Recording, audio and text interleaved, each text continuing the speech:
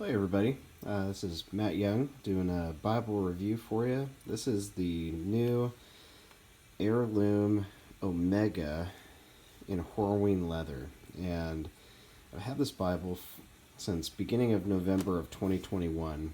And the reason why I waited so long to do my review is that, for one thing, I wanted to actually see how this thing kind of broke in over time. One of the things that I noticed pretty quickly off the bat is that when the leather isn't broken in, it actually comes across almost plasticky.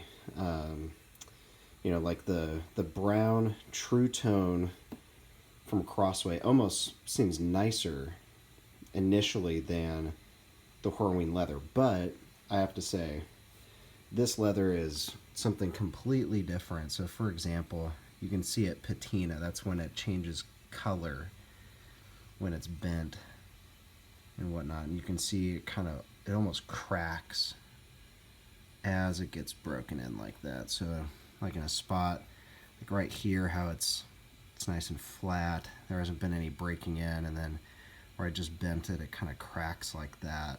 But it's not flaky or anything.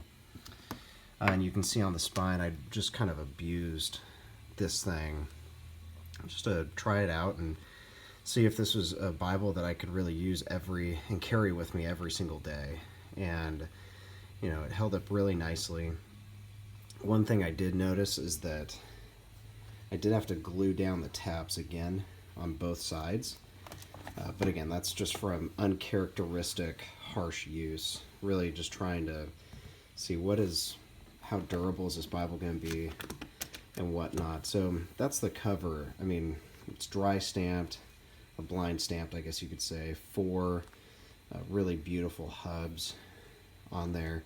A lot of the heirlooms in the past had, gold gilding, like an edge line around here on the interior cover. And I like that this doesn't have it. It's very rugged, kind of a cowboy look to it. The inner liner is a leather liner, and it's a nice thick piece of leather. Like when you hold this thing up, I'll show you real quick. When you hold this thing up, it doesn't want to bend a whole crazy amount. I'm sure with time breaking in and whatnot, it'll want to do that. And you can see, flipping to the interior title page, this comes from, this printing is done in the Netherlands, so Crossway's gone back to the Netherlands, to Youngblood, which is great. Really excited about that. Their quality is just next level on everything. You got, contents, the preface, which if you've never read the preface, to any of the translations that you use, you should always use multiple translations. But you should also read the preface as well for each of those translations, because they'll reveal to you little differences and nuances for how they handle different things. Right here you've got just an explanation of features. This comes in all of the reference editions. Just kind of explains how the cross-reference system works and everything. Then you got your title page for the Old Testament. And if you've seen the old Omega, it's the exact same. If you have a large print thin line reference Bible, it's the exact same.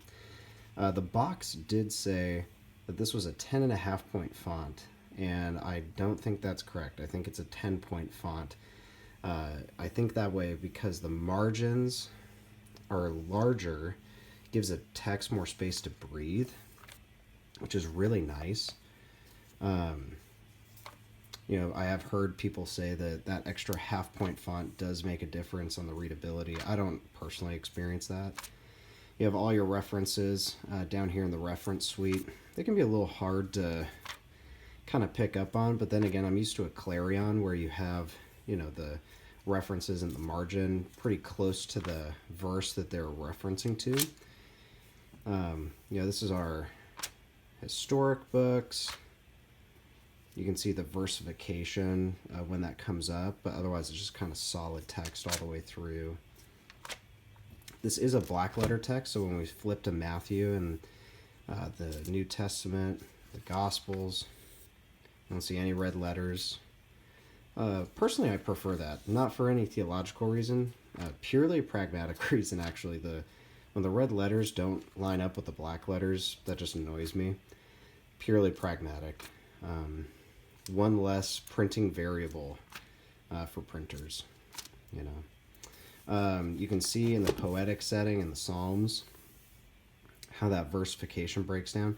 One thing I do love about the Omega reference is that there's enough words in each column to make it feel like you're really actually reading across the page.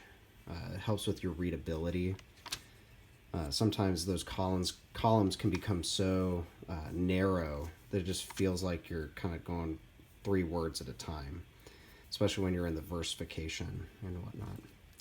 So once you get to the back of the Bible, you know, you've got some tables of weights and measures.